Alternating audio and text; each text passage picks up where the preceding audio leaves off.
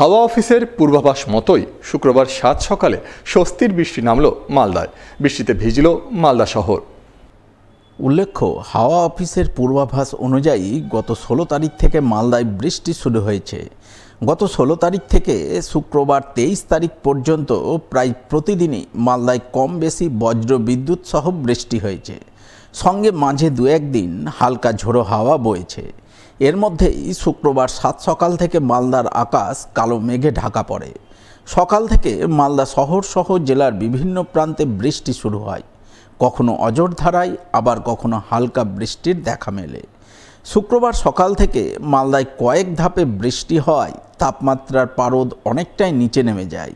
ফলে প্রচণ্ড গরম থেকে নিস্তার পান মালদাবাসী। তবে কাজের দিনে থেকে থেকে বৃষ্টি নামায় কিছুটা দুর্ভোগ ও ভোগান্তির ছবিও নজরে আসে। মালদা হাওয়া অফিসের অধিকর্তা তপন কুমার দাস জানান, এবছর ভারতে আগাম বর্ষার আগমন ঘটতে চলেছে। আগামী ২-৩ দিনের মধ্যেই কেরালায় প্রবেশ করতে চলেছে বর্ষার মৌসুমি বায়ু। তবে বর্তমানে মালদায় যে বৃষ্টি হচ্ছে তা বর্ষার বৃষ্টি নয়। এই বৃষ্টি হচ্ছে উত্তর পূর্ব অসমে ঘূর্ণাবর্ত তৈরির প্রভাবে, যা আগামী ২ দিন বজায় থাকবে। নর্থ ইস্ট আসামের উপর একটা সাইক্লিক সার্কুলেশন আছে। এর প্রভাবে আমরা এটা পাচ্ছি, ওয়েস্ট সেন্ট্রাল নর্থ বঙ্গোপসাগরের উপর একটা সাইক্লিক সার্কুলেশন আছে এবং এটা লো প্রেশার নিম্নচাপ তৈরি হওয়ার সম্ভাবনা খুব প্রবল। আগামী ২৭ তারিখের মধ্যে সেটা লো প্রেশার তৈরি হয়ে যেতে পারে।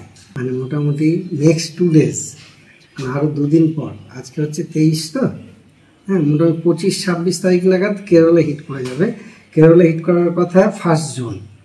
মোটামুটি 5-6 দিন আগে আমাদের মৌসুমী বায়ু আমাদের ল্যান্ডে হিট করছে। এই বৃষ্টির প্রভাবে মানুষ অনেকটা রিলিফ পেয়ে গেছে। আমাদের তো 40-এর উপরে টেম্পারেচার উঠে গেছিলো, সেইটা এখন অনেকটাই কমে গেছে। এখন 30 থেকে মোটামুটি 33 ডিগ্রির মধ্যে ঘোরাফেরা।